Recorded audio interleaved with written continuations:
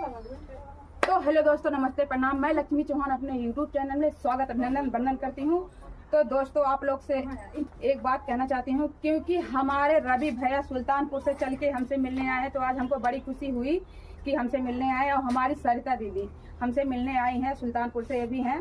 तो दीदी अपने चैनल का नाम बता दीजिए। मैं सरिता चौहान, नमस्ते, आपका स्वागत है। चैनल का नाम बताइए अपना। सरिता चौहान ऑफिशियल। और रवि भैया आप भी बता दीजिए। हेलो माय यूट्यूब फैमिली, स्वागत है आप सभी को मेरी ब्लॉग वीडियो में। मेरा नाम है रवि राजपूत डांसर। तो भैया आप लोग ज्यादा से ज्यादा हमारे भैया के सपोर्ट कीजिए और हमारी दीदी को भी सपोर्ट कीजिए। तो आप लोग के बीच एक छोटा सा गाना गाऊंगी, तो अच्छा लगेगा, तो आप दबा के लाइक कीजिएगा दोस्तों। तो गाइए चाचा थोड़ा सा गाना करना।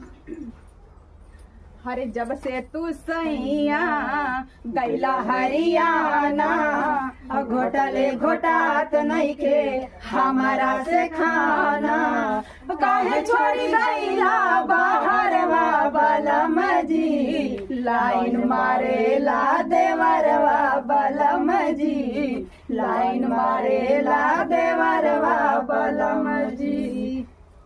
आपका गाएं गाना बढ़िया अच्छा सा जो फेमस हो। हेलो गाइस,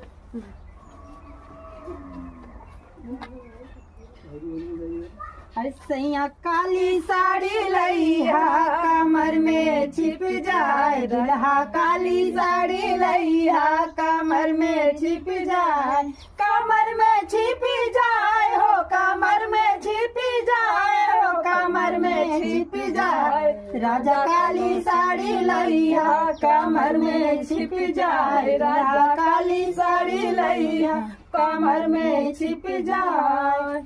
नैहरे में पहिनी तमाई मोरे बरजे, नैहरे में पहिनी तमाई मोरे बरजे, हो साड़ी ससुरा में, साड़ी ससुरा में पहिनी ससुया जरी जाए, साड़ा काला साड़ी लैया कमर में छिप जाए, दुल्हा काला साड़ी लैया कमर में छिप जाए। नैहरे में पहिनी ता दीदी मोरे बरजे, नैहरे में पहिनी ता दीदी मोरे बरजे, साड़ी ससुरा में पहिनी जेठनिया जरी जाए, राजा काला साड़ी लैया कमर में छिप जाए, राजा काला साड़ी लैया कमर में छिप जाए। तो दोस्तों, वीडियो यहीं पर समाप्त होता है। मिलते हैं नेक्स्ट ब्लॉग में।